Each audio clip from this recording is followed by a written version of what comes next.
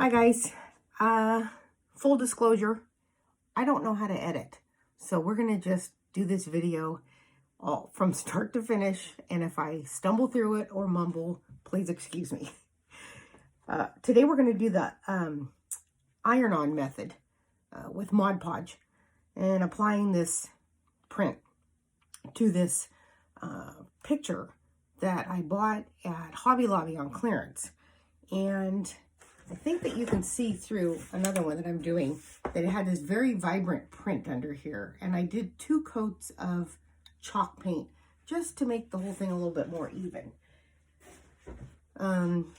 It probably wouldn't show through because this is such a good quality paper and it's thick enough that it wouldn't show through.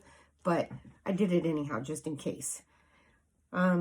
So painted the base with chalk paint, painted the frame with this moss colored chalk paint. I probably will give it one more coat or distress it, maybe age it a little bit. I'm not sure yet, but I'm going to put the print on first anyhow. So we've painted, applied a layer of Mod Podge, let it dry thoroughly. So I did it yesterday. Now we're going to do this today. It really dries fast though, so you can either blow it dry, use a hot gun if you have a heat gun, to dry it, or just a blow dryer. I use a plain old blow dryer because it's smaller and I just have an extra one laying around. We're also, anyhow, so that only takes about, could be anywhere from 10 minutes to overnight if you'd like. Okay. So then we put our print down and get it exactly where you want it. Okay. Then you're going to apply a piece of parchment paper. Parchment paper, not wax paper. I see people say, oh, you can use either parchment or wax, but you cannot. The wax will melt and ruin your project. I have this darling little travel iron that I love to use. It gets good and hot. I keep my temperature almost to the max. So I'm going to say between medium and high, but more towards the high side. Okay. I have this little ironing board that folds right up, and just take it out and use it. You don't have this stuff, don't worry about it. Full-size ironing board, full-size iron, no steam. That's how I first started out. But then I just bought these things because it was easier to keep in my craft room and just grab it instead of taking the big board out every time. Blah, blah, blah.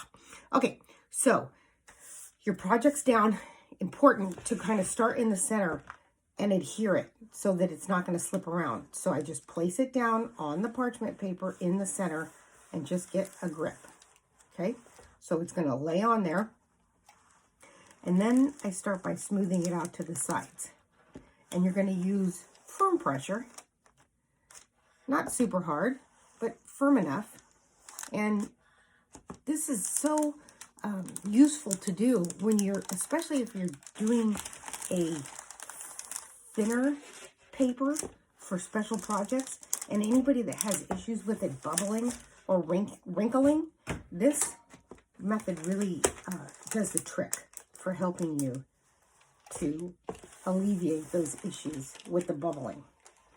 And I'm going to tell you, if you do one with the wet technique where you apply the Mod Podge and put your project down and then smooth it out wet, and you do find that you have bubbles, let it dry completely. Don't put a top coat on it. Let it dry completely. Take it over to your ironing board and do this exact same thing with a piece of wax paper on top. What happens is the heat reactivates the Mod Podge so that it becomes sticky again.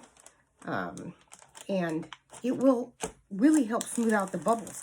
I've even gone through, if I have some bubbly areas, I've even gone through with a pin and just kind of give it a teeny tiny poke. It's not going to show, but it's a little poke that will help alleviate those bubbles, and it will smooth back out again. And you will be amazed that you can salvage your product by going back over it with the iron and the wax paper. Parchment paper. Parchment, not wax. I have that on my mind so that I can make sure that people don't use that. So as you can see, I do this for about, I don't know, 40 seconds, making sure I cover all areas. One of the reasons why I really like this little tiny travel iron And by the way, this is from Amazon and it's a sharper image. The reason I really like this one is because when I am doing a picture frame, which I do these type of projects a lot, when I am doing a picture frame, I really like to be able to get into the cracks. So you're getting all your edges. But remember, when you start out, start in the center, get a nice not base so it doesn't slide around on you, and then start smoothing out. So then I just let it cool off for just a couple of seconds. No big deal, not very long, just a little bit. Okay, then you're gonna peel your parchment paper off or just lift it off, and voila, your project is on there, smooth, no wrinkles, ready to go. This isn't gonna have any use. It's gonna hang on the wall. I'm gonna decorate it up a little bit with probably some greenery. And like I said, maybe distress the edges, whatever I end up doing to it, not sure, but it's ready to go. No top coat, doesn't need it, because like I said, it's not gonna come in contact with any, you're not gonna be using it as a serving tray or anything like that. So that's it. I hope this was helpful. Thanks. Bye.